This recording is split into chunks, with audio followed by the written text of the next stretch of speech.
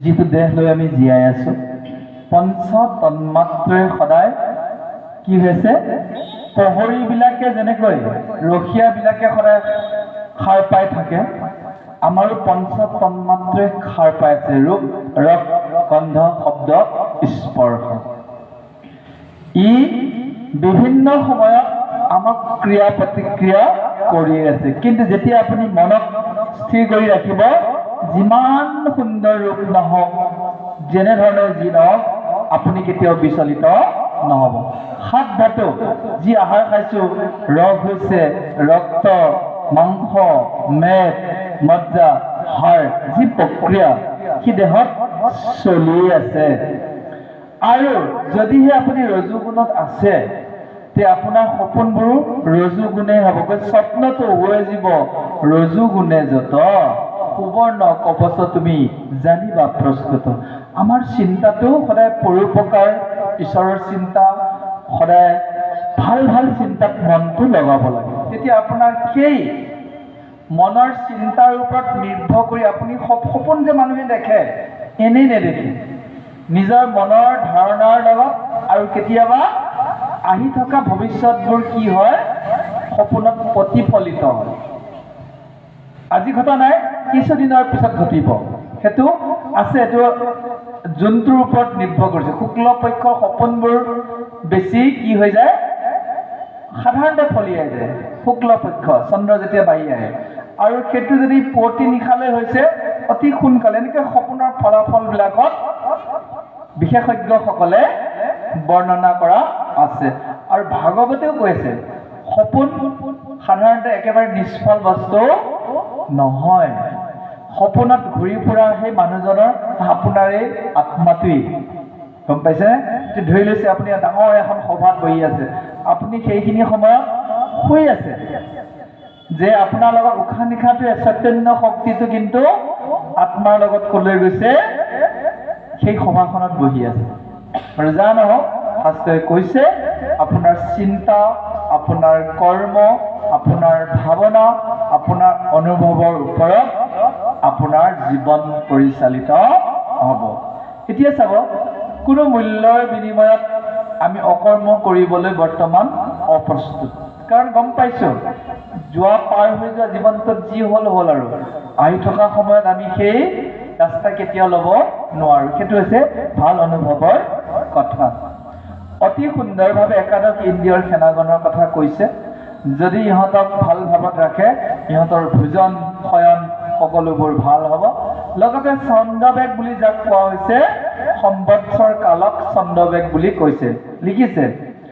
সম্বৎসৰ কালৰ যে ছন্দবেগ নাম, প্ৰগতি কহিব শুনা আৰু গুণগান। এই গোটেইবোৰ নাৰদে প্ৰাচীন বৰ্হী ৰজাক কাহিনীটোৰ ওপৰত থকা কথাবোৰ কৈছে। হে মহাৰাজ, মই যে ছন্দবেগ বুলিছিলো, সেয়া হৈছে এটা বছৰ। আৰু উল্লেখ কৰিছে, দিনক গন্ধৰ্বৰ লগত তুলনা কৰিছে, ৰাতি গন্ধৰ্বীৰ লগত তুলনা কৰা হৈছে। এই যে দিন ৰাতি পাৰ হৈ আছে, আমাৰ আয়ুসবোৰ গৈ আছে। 12টা বজাৰ 1 মিনিটৰ পিছতে 2024 আৰম্ভ হ'ব। আজি 31 ডিচেম্বৰ হ'ল মানে 2023ৰ 31 ডিচেম্বৰ হ'ল মানে আমি আৰু একোচ আগুৱাই গলো কলে, মৃত্যুৰ দুৱাৰ দলিলৈ। চুলি যিমান কেইডাল পকিছিল, হয়তো 2024ত আৰু কেইডাল মানে সিহঁতৰ লগ ল'ব, নল'ব জানো? আৰু দেহৰ শক্তিবোৰ লাহে লাহে হ্ৰাস পাই যাব। সময় গৈ থাকিব, 2023, 24, 25 আগুৱাই গৈ থাকিব। আমিও কোচ পেলাই পেলাই গৈ থাকিম। কোনোবাই যদি গেটটো খটককে খোলা গ'লে, জয় কৃষ্ণ, মানুহজন গৈ ফটো হৈ যাম, নাযাম জানো? আমাৰ ভাগৱত চৰ্চা সমিতি হোৱাটছআপত ফটোটো আহিব, শ্ৰদ্ধাঞ্জলি বুলি আহিব, সকাম এটা পাতিব, মাতিব, কোনোবাই যাব নাযাব, কোনোবাই খবৰ ল'ব যাব, আৰু আমাৰ জীৱনৰ বন্তিটো নুমাই থাকিব। কিন্তু জ্বলি থকা সময়খিনিত, অৰ্থাৎ জীয়াই থকা সময়খিনিত যদি ভাগৱত শুনিছো, কৃষ্ণ কথা পাতিছো, কাৰো অন্যায় চিন্তা কৰা নাই, কিয় ভয় আছে? প্ৰভু ভগৱন্তই আমাক সংসাৰ সাগৰ উদ্ধাৰ। সেইকাৰণে সৎকৰ্মৰ লগত সদায় জড়িত হ'ব। গোটেই প্ৰভু ভগৱন্তক সদায় ৰাতিপুৱাই প্ৰাৰ্থনা কৰোঁ, হে প্ৰভু মোক সদায় তুমি যি ৰাস্তাৰে নিবা সৎ ৰাস্তাৰে নিবা, অসতৰ সংগত যাতে মই উঠা বহা কৰিব লগা নহয়, কৃষ্ণ ভক্তি বিৰোধী ব্যক্তিৰ লগত যাতে মই দীঘলীয়া কথোপকথন কৰিব লগা নহয়, প্ৰাৰ্থনা কৰিব লাগে। কাৰণ বিশেষকৈ বৈকুণ্ঠ প্ৰাপ্তিৰ যিসকল ব্যক্তিয়ে কিছু কিছু কৰণীয় আছে। সনাতন ধৰ্মৰ প্ৰতিটো দিশকে আমি শ্ৰদ্ধা কৰোঁ, কিন্তু কৃষ্ণক পাবলৈ আৰু বৈকুণ্ঠত যাবলৈ যিবিলাক প্ৰতিবন্ধকতা তাক কেতিয়াও সমৰ্থন কৰিব নোৱাৰোঁ। এইটো কোৱা হৈছে এক শৰণ বুলি। কিন্তু সেই বুলি কোনো পন্থাক বেয়া পোৱাৰ প্ৰশ্ন নহয়, কাৰণ কৃষ্ণই নিজে কৈছে সমস্ত ভূততে ব্যাপী আছো মই হৰি, সবাকো মানিবা তুমি বিষ্ণু বুদ্ধি কৰি। হয়তো কোনোবা এজন ব্যক্তি সনাতন ধৰ্মৰ নহ'ব পাৰে, ব্যক্তি হিচাপে তেওঁ থকা আত্মা হিচাপে তেওঁ মোৰ বাবে পূজনীয়, বুজিব পাৰিছেনে? কিন্তু মোৰ প্ৰভু কৃষ্ণৰ পৰিপন্থী হ'লে তেওঁৰ লগৰ পৰা মই কিছু বিৰত, ইত্যাদি ইত্যাদি কথাৰে বুজাই দিছে। সেই কৈছে যিগৰাকী জৰা মানে এজন ব্যক্তিৰ 120 বছৰ বা 100 বছৰ যদি জীয়াই থকা ব্যক্তি এজনৰ শৰীৰটো কেনেকুৱা হ'ব? কেতিয়াবা ফেচবুকত দেখা যায় বহু বছৰীয়া বৃদ্ধ বিচনাতে পৰি আছে, ছাল চকু অৱস্থা নাই, ঠিক জৰা বুলি কোৱা হয়। যি সময়ত চকুৱে কাম নিদিয়া হ'ব, শৰীৰটো খুতুৰা খুতুৰি হৈ যাব, হাত ভৰি কঁপি থাকিব, খাদ্যও মুখলৈ নিব নোৱাৰিব, হজমো নহয়, জৰা অৱস্থা বুলি কোৱা যায়। সেই তেনেকুৱা অৱস্থাটো যদি কাৰোবাৰ হৈ যায় জীৱন্ততে মৰা বুলি কোৱা যায়। ধুনীয়াকৈ লিখিছে, কালৰ কন্যাৰ নাম কহিলুহু জৰা, যাহাৰ প্ৰৱেশে লোক জীৱন্ততে মৰা। অৰ্থাৎ সেইখিনি সময়লৈ আপুনি আৰু হৰি কথা স্মৰণ কৰিব নোৱাৰে, অকল উশাহ নিশাহ লৈ থকা হ'ব। আৰু যদি আপুনি আপোনাৰ জীৱনটো ধৰ্মীয় ৰীতি নীতিৰে যদি পালন কৰিছিল, সেইটো অৱস্থা নাহে আপোনাৰ। জয় কৃষ্ণ, বুজিব পাৰিছে? আমি আমাৰ জীৱনটো কিয় জৰাৰ হাতত পেলাই দিব লগা হৈছে? আমি অধৰ্ম বেছি কৰিছোঁ, নকৰিবলগীয়া কামটো কৰা মানে অধৰ্ম। অখাদ্য কিছুমান গ্ৰহণ কৰিছোঁ, অনীতি কিছুমান কৰিছোঁ, দেহটোত কিমান অত্যাচাৰ কৰিছোঁ। সেই অত্যাচাৰবোৰৰ পৰা আঁতৰত থাকিব পৰাটোহে ভক্তিৰ প্ৰধান লক্ষণ। যা নহওক, অতি সুন্দৰভাৱে আগবাঢ়ি আছে আমাৰ প্ৰভু ভগৱন্তৰ গুণানুকীৰ্তন। লগতে কৈছে ভয় নাম কহিলো যে জানিবা মৃত্যুৰ, যাৰ কথা শুনি বুক কৰে ধুৰ ধুৰ।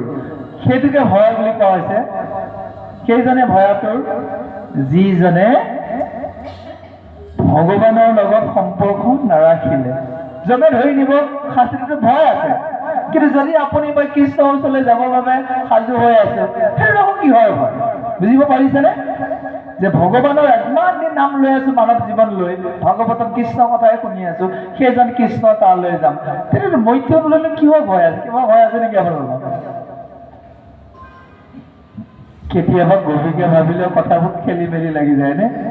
যিজনৰ কথা পঢ়ি আছো, যিজনৰ ভকতৰ লগত সংগ কৰিছো, যাৰ নাম সদায় লৈ আছো, কৃষ্ণ জয় কৃষ্ণ কৰি আছো, যিদিনাখন উশাহটো শেষ হ'ব সেইদিনাখন তেওঁ তালৈ যাম, তাত কিবা অসুবিধা আছে? তেওঁ অসুবিধাই নাই। মইতো ঘৰতো গৈয়ে আছো, তেওঁ তালৈ গাছে পিছে থাকোঁতে যোৱাই ভাল। আকৌ বা জৰা অৱস্থাত তাত কি হয় নাম মনত পৰে নে নপৰে? দাঁতৰ বিষতহে থাকিম, ভোকহে লাগি থাকিব, খাবহে নোৱাৰিম, জিভাত লোভহে থাকিব, ইত্যাদি ইত্যাদি। তেনেকুৱা জীৱন কোনে ৰাখে? হয়নে? বৈৰাগ্য হৈ থাকোঁতে সুস্থ হ'বলৈ য'ত অসুবিধাটো নাই, কাৰণ তেওঁ ঘৰলৈ যাম। যদিহে তেওঁৰ নাম নলওঁ, যাব লাগিব, ভয় আছে। তাকে কৈছে যে বিষয়ীজনে ভয় নাম কহিলো যে জানিবা মৃত্যুৰ, যাৰ কথা শুনি বুকু কৰে ধুৰ ধুৰ। জবন বুলি কৈছিল, সেই জবন 64 ৰোগ বুলি কোৱা হৈছে। জবন সেইজনে জবন যিজনৰ স্নান নাই, দান নাই, ঈশ্বৰৰ পূজা নাই, তাকে জবন বুলি কোৱা হৈছে। গম পাইছে? আপুনি চিনিব পাৰিব এতিয়া জবন। কৈছে নাহি কয় স্নান, নাহি কয় দান, নাহি দেৱৰ অৰ্চন, সেইজন ব্যক্তিক জানিবা বুলয় যবন। গা পা নুধুই বিছনাৰ পৰা শুই উঠিয়েই চাহ খাবৰ বিস্কুটখন লৈছে, যবনত পৰি গ'ল। জয় কৃষ্ণ। বুজিব পাৰিছে? শুই উঠি প্ৰথম কামেই স্নান, অৰ্চন, বন্দন, কৃষ্ণৰ পূজন, সেইবোৰ নকৰি এই দেহটো ৰক্ষা কৰিবৰ বাবে, জিভাৰ তৃপ্তিৰ বাবে, মানসিক তৃপ্তিৰ বাবে ঠাণ্ডা দিনত খোৱাটো অলপ দিগদাৰ হৈ যাব। দিগদাৰ হ'লে উপায় নাই, ৰীতি নীতি। নিজৰ পূজনত আপোনাক ডাইৰেক্ট জমেলাই পালে আৰু যিমানে ঠাণ্ডা নহওক অকমান সময় ধৈৰ্য ধৰি গৰম পানী কৰি গাটো ধুই তাৰপিছত কামবোৰ কৰিব দিছে। জবন কোনে? জবনৰ হাতেতো ভগৱানেতো পূজা নলয়, কাৰণ কালৰ জবনৰ কথা লিখা আছে। আপোনালোকে দশম স্কন্ধ ভাগৱতত পাবকৈ সেই কালৰ জবনত তেওঁ কেনেদৰে ভগৱানৰ হাতত মৰিলেতো কি হয়, মানুহ বৈকুণ্ঠ প্ৰাপ্তি হয়। কালৰ জবন নামাৰিলেই নিজে। মুচুকুণ্ড শুই আছিল, তাৰ চকুৰ পৰা ওলোৱা অগ্নিত মৰিছে। ভগৱানকে লগ পাই আছে, ভগৱানকে খেদি গৈ আছে। চাওক, ভগৱানক দেখা মানে, তেওঁৰ নাম লোৱা মানে কিমান মুক্তি। সেইজন জবন ইমান মহাপাপী, কৃষ্ণকে নাম লৈ গালি পাইছে, কৃষ্ণ অমুক তমুক বুলি। কৃষ্ণকে খেদি লৈ গৈ আছে। কৃষ্ণই গৈ মুচুকুণ্ডই শুই থকা গুহাত সোমাই গ'ল। কৃষ্ণ চাইড লাগি গ'ল, মুচুকুণ্ডই কাপোৰ জাপি শুই আছে। ত্ৰেতা যুগতেই দাপৰ পালেহি, ভাবিছে আৰু কৃষ্ণই মোক চলনা কৰিছে বুলি দিলে ঘূৰি। মুচুকুণ্ডই সিফালে আকৌ ভগৱানৰ ওচৰত প্ৰাৰ্থনা, দেৱতাৰ ওচৰত বৰ লৈছে, মই সাৰ নাপাওঁতে মোক যিয়ে জগাব তাক দেখাৰ লগে লগে পুৰি ভস্ম হ'ব। এইটো জবন, কালৰ জবন। কৃষ্ণক দেখিছে, কৃষ্ণৰ নাম লৈ আছে। গালি পৰা মানে নামেই লোৱা, বলি ৰূপে ল'লেও লোৱা, কিন্তু ভগৱান কি ইমান অখিষ্ট, ভগৱানৰ নাম লৈ ভগৱানক দেখা পায়ো বৈকুণ্ঠত যাব নোৱাৰে। মুচুকুণ্ডই সাৰ পালে, কোনে মোক জগাইছা ঐ? চকু মেলি দেখিছে কালৰ জবন পুৰি ভস্ম। দেখিছে? তেনেকুৱা জবন হ'ব নেকি? গা পা নোধোৱাকে খাই মৰিলে। জয় কৃষ্ণ। সেইকাৰণে মই বজাৰ সমাৰ কৰিলেও ব্যক্তিসকলৰ হাতৰ পৰা যেতিয়া পলিথিনটো ল'ব লগা হয়, বস্তু কিনিলেতো ল'ব লাগিব, মই অকণমান ডিষ্টেঞ্চ মেইনটেইন কৰোঁ। কাৰণ জবন এজনক মই স্পৰ্শ কিয় কৰিম? যাৰ মুখত কোনোদিন কৃষ্ণৰ নাম নাই, যাৰ স্নান দান তপস্যা নাই, সেইজনকতো স্পৰ্শ কৰিব নোৱাৰি। বুজিব পাৰিছেনে? সাৱধান। ভকত হ'লে ভালকে হ'ব লাগে। কিহ ভেজেলোৱা ভকত আছে? ভেজেলোৱা ভকত হৈ কি লাভ আছে? ভক্তি কৰিছো যেতিয়া কৰিছে, পানীত নামিছো যেতিয়া তিতিছোৱে, সেই বুলি আৰু কাপোৰ পিন্ধি পেলাই স্নান কৰিম সেইটোতো নহয়। বোলে মই চুৱেটাৰটো বোলে কোটটো পিন্ধি পেলাই গাটো ধোওঁ দে, সেইটো নহবতো। স্নান কৰিব লগা হ'লে শৰীৰ তিতিব। ভকত হৈছো যেতিয়া ভাল এজন ভকতে হ'ম। ভেজেলোৱা ভকত হৈ কিয় গণ্ডগোল কৰো? জয় কৃষ্ণ। এটি দিছে জবন, নাহি কয় স্নান, নাহি কয় দান, নাহি দেৱৰস অৰ্চন, এতেকে ব্যাধিক লোকে বুলয় যাবন। সেয়েহে প্ৰভুসকল, আমি আমাৰ জীৱনটোক খুব পৰিশুদ্ধকে পৰিচালনা কৰিবলৈ প্ৰতি মুহূৰ্তত সজাগ থাকিম।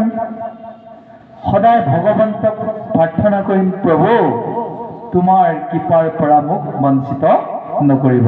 আহক আৰু অকণমান আছে, আমাৰ পাঠ আজি সমাপ্তিৰ ফালে আগবাঢ়িছে। জয় কৃষ্ণ।